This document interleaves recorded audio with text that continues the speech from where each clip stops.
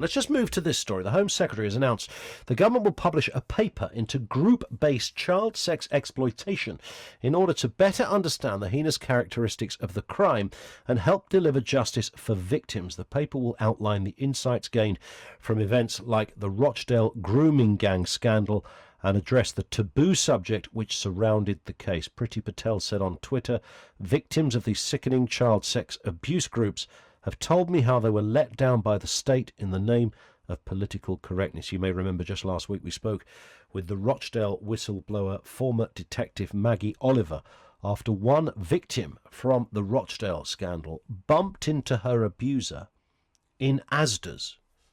Now, what makes this even more troublesome is the abuser was meant to have been deported to Pakistan 2 years ago. And he's doing his shopping in Asda.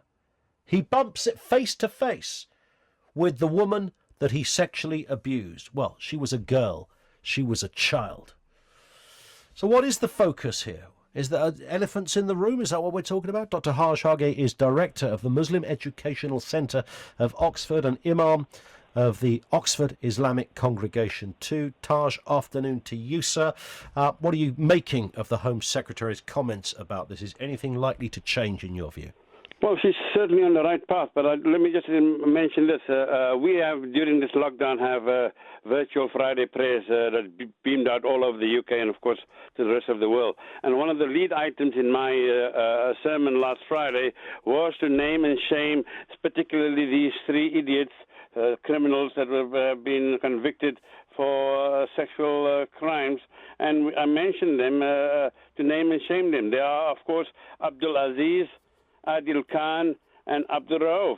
And out of these three, one, of course, is a memorizer of the Quran, supposedly a righteous and holy person, and all's got daughters basically the same age of the people and the young vulnerable girls they raped. And we named and shamed them. And we are calling on the government, listen, these people have exhausted their legal challenges to be deported. They must be removed instantly, immediately. This decision to deport them was taken 2 years ago. So we now have 2 years later, and you just mentioned this terrible situation where this young person, this woman, she goes shopping and she comes right across and in front of her is her abuser, who's in a way confirming to her that there's no justice in this country. Yeah. Where do you think this story? I mean, we talked a lot at the time that there were several factors that some people didn't want to mention. Now, some cited religion. I'll come back to that. But the fact that these particular groups were all men, were all non-white men, mostly attacking and sexually abusing white young girls, children. Was that an act of racism? What was it? What was it that saw this disproportionality? Let's drill down. You said non-white men and so forth. Who are they? These are all mainly people of Pakistani heritage and all exclusively Muslim.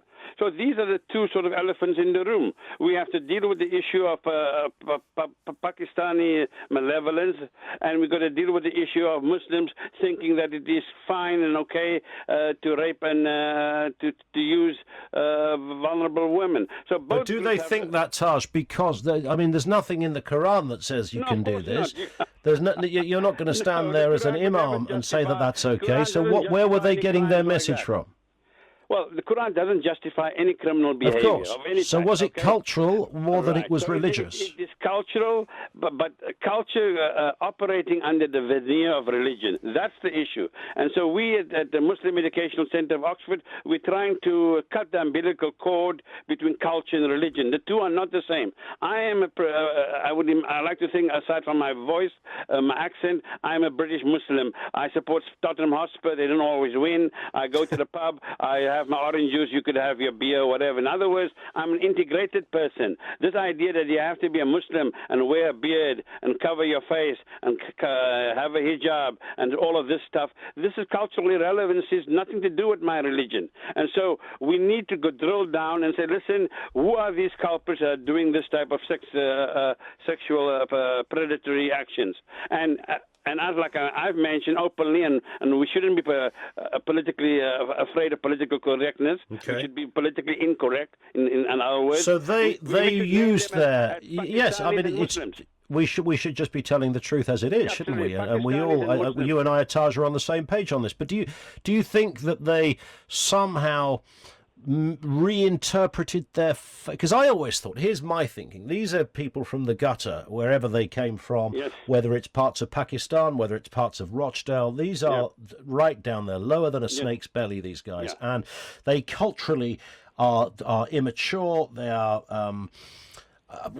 unaware of the basic tenets of decency that I think most folk would adhere to, and perhaps they at some level convince themselves that their religion supports their crimes. Do you think that is perhaps what they did, that they felt that they could lean on their faith at some point? I mean, let's remember, I think there were not all of these guys said, I did this because I'm a Muslim. I think there was a couple of them that said that they felt their God gave them some kind of permission, but broadly speaking.